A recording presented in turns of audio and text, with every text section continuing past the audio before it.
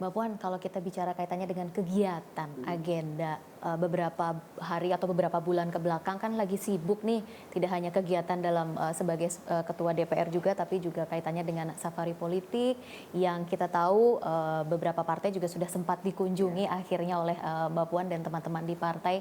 Em, apa langkah yang kemungkinan akan dilihat begitu dari safari politik yang beberapa kali sudah dilakukan sebenarnya? Yang pertama adalah bagaimana membangun bangsa ke depan. Saya mempunyai keyakinan bahwa kita tidak mungkin membangun bangsa dan negara ini sendiri. Namun tetap harus bergotong royong bersama-sama dan dilakukan dengan visi dan mimpi serta cita-cita dan harapan yang sama. Ya. Namun untuk mencapai satu kesepahaman tersebut tentu saja tidak bisa hanya kemudian bicara-bicara satu kali atau dua kali kemudian kita bersepakat. Pastikan untuk bisa menuju satu cita-cita yang sama perlu ada bonding, kemudian kesamaan pemikiran dan cita-cita. Karenanya memang apa yang saya lakukan ini pertama karena merupakan penugasan dari Rakernas PDI Perjuangan yang lalu, dan Ibu Ketua Umum menugaskan saya untuk bisa bersilaturahmi sebagai Ketua DPR dan juga sebagai Ketua DPP PDI Perjuangan untuk berkunjung bersilaturahmi kepada Ketua Umum partai yang ada di Indonesia. Dan ini tentu saja langkah awal apa yang kami lakukan untuk membuka ruang komunikasi, dan harapannya pada saatnya tentu saja akan ada kesepahaman dan pemahaman yang sama dengan para ketua umum yang lain dalam membangun bangsa dan Indonesia ke depan. Bukan hanya bicara tahun 2024, tapi apa yang akan kita lakukan bersama setelah 2024. Oke, next-nya ya, tidak hanya bicara kaitannya dengan kontestasi di 2024 saja. Lalu bagaimana dengan kans dari partai-partai koalisi? Mungkin adakah kesempatan juga untuk dilakukan safari politik? Koalisi ini kan yang saya lakukan koalisi dengan partai koalisi. Di luar koalisi. Kalau di luar koalisi, ya pastilah silaturahmi itu menurut saya nggak akan ada salahnya. Jadi berbicara kemudian menyampaikan pendapat tentu saja akan saya lakukan juga. Oke, yang menjadi menarik adalah kami diberikan kesempatan saat ini adalah di Jawa Tengah gitu ya. Kalau Jawa Tengah bahasanya ini adalah salah satu rumah dari Mbak Puan Maharani. Bahkan mungkin bisa dijadikan sebagai keluarga dekat sebenarnya Jawa Tengah ini. Apa yang membuat Mbak Puan merasa senang begitu berada di daerah Jawa Tengah khususnya? Yang pertama sejak awal saya turun ke dunia politik, Jawa Tengah menjadi tempat saya menginjakan kaki untuk belajar politik.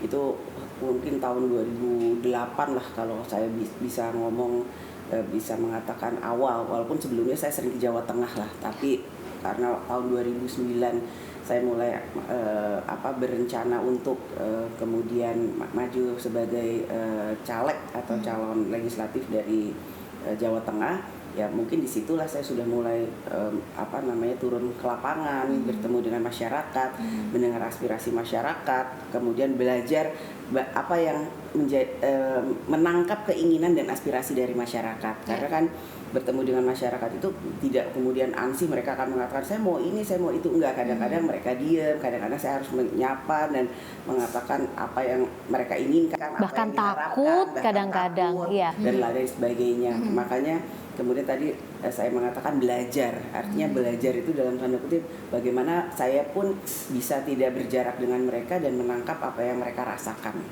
Ya sejak saat itulah saya merasa bahwa ya sebagai saya merasa saya bisa untuk dianggap sebagai keluarga besar yang ada di Jawa Tengah. Karenanya ya saya kemudian mungkin sering turun belusukan di Jawa Tengah itu sudah dari kemarin tahun 2006 atau dimulai tahun 2008 sampai sekarang. Jadi bukan karena sekarang saya Mbak Puan sering banget ke Jawa Tengah sih. Wah, bukan sekarang, dari dulu udah sering banget gitu.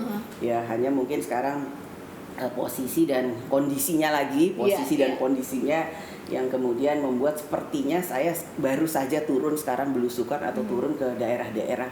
Padahal kalau dilihat dari rekam jejak yang ada, ya sudah dari dulu sebenarnya saya turun ke lapangan. Apa yang dilihat Mbak Puan saat ini ketika turun kepada masyarakat, kemudian juga memberikan atau mungkin pelajaran lain begitu yang didapat dari Mbak Puan? Ya bagaimana kemudian menangkap harapan masyarakat, kemudian bisa menjadikan harapan itu menjadi kenyataan dengan kemudian mengkoordinasikan dengan pemerintah, karena memang sebagai DPR kami ini tidak punya kewenangan teknis, yang punya kewenangan teknis adalah pemerintah, eksekutif. Jadi kami hanya bisa melakukan fungsi pengawasan, menanyakan apakah kemudian program pemerintah itu sudah berjalan dengan baik dan sesuai dengan target dan sasarannya.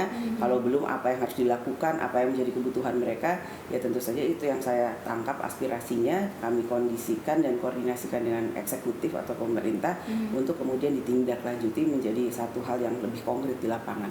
Oke, kalau kita bicara kaitannya dengan 2024, apa yang Mbak Puan lihat dalam kontestasi di tahun 2024 nanti gitu, yang perjalanannya sudah dimulai bahkan sejak saat ini? Ya, harapannya adalah semua partai politik yang memang secara konstitusi dan undang-undang dinyatakan sebagai peserta atau peserta pemilu tahun 2024, ya ini bisa kemudian melakukan pembelajaran politik bagi masyarakat. Jadi kita boleh saja kemudian bertanding pada saat itu, namun kita jangan lupa juga bahwa kita ini adalah satu bangsa. Kita harus tetap bisa menjaga secara etika dan kesantunan bahwa beda pilihan itu bukan satu hal yang tidak boleh, itu biasa saja. Bahkan tidak suka dengan seseorang atau calon ataupun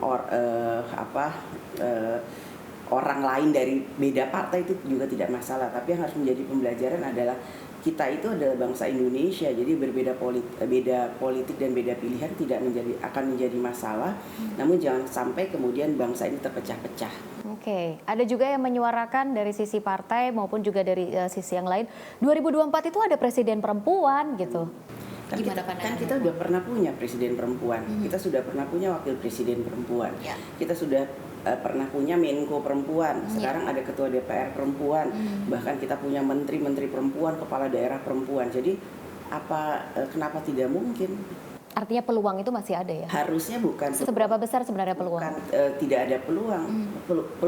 Peluang itu selalu ada, karena sudah pernah ada orang yang menduduki posisi tersebut. Jadi yang harus kita sama-sama memahami bahwa secara aturan dan secara undang-undang tidak ada kemudian hal yang tidak memperbolehkan seorang perempuan itu untuk maju dalam satu posisi atau kontestasi yang di tahun 2024, karena perempuan dan laki-laki boleh menjadi calon selama itu dicalonkan oleh partai politik atau gabungan partai politik. Tanpa bermaksud mendahului nih Mbak Puan, kalau memang hari ini didaulat sebagai calon presiden 2024, terkait dengan urusan capres dan cawapres atau bacapres dan bacawapres, di PDI Perjuangan kami mempunyai mekanisme yang sudah diatur bahwa semuanya itu adalah merupakan hak prerogatif dari ketua umum. Jadi dinamika yang ada di lapangan tentu saja harus bisa memberikan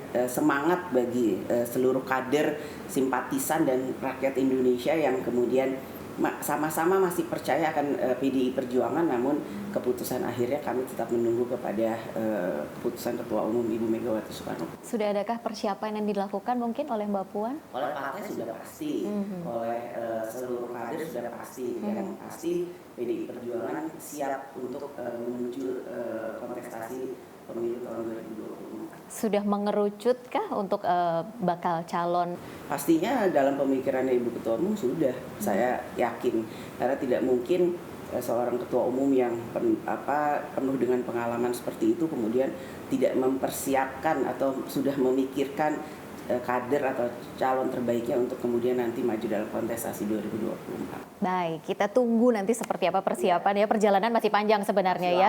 2013 pun juga masih beberapa bulan 2023. 2023 maksud kami. Maksud 2023 juga masih beberapa bulan lagi untuk menuju juga ke tahun 2024. Mbak Puan, terakhir sebelum kita akhiri perbincangan ini, hidup punya pilihan. Kalau saya berikan pilihan kepada Mbak Puan, antara menyanyi atau menari Jawa? Menyanyi. Kenapa? Ya, menyanyi kan bisa kapan aja, mau suara sumbang dan tidak sumbang itu relatif yang mendengarnya. Namun kalau menari perlu persiapan. Perlu persiapan khusus. Ya. Tapi bisa. nari. Udah lupa, dulu pernah les tapi sekarang udah nggak bisa lagi. Kalau didaulat untuk menari Jawa masih mungkin nggak nih Mbak Puan nih? Mungkin aja, cuman memang harus perlu waktu untuk latihan. Kalau misalkan dihidangkan antara sayur lodeh atau sayur asem? Sayur lodeh. Ah, pasti ada ceritanya nih sayur lodeh nih. Sayur lodeh ya enak ya kalau dimakan tuh sedep. Kalau sayur sayur asam memang segar, cuman kayaknya untuk makan yang lahap itu lebih enak makan pakai sayur lodeh. Ih, makan pakai sayur lodeh. Jadi kepengen. Jadi udah waktunya makan siang. Udah waktunya makan siang sepertinya. Terakhir nih, yang menjadi pilihan, capres atau cawapres sih? PDI Perjuangan capres. Baik, itu tadi ya wawancara antara Rizka Indah bersama Puan Maharani.